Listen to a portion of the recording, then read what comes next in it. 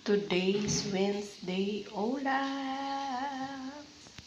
Fried tilapia and ginisang gulay. Isa tayo ng sitaw kalabasa.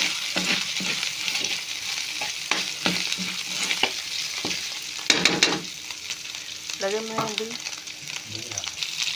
Lagay natin yung kalabasa. So, ayan ang ating makulay na gulay. Ulam natin ngayon.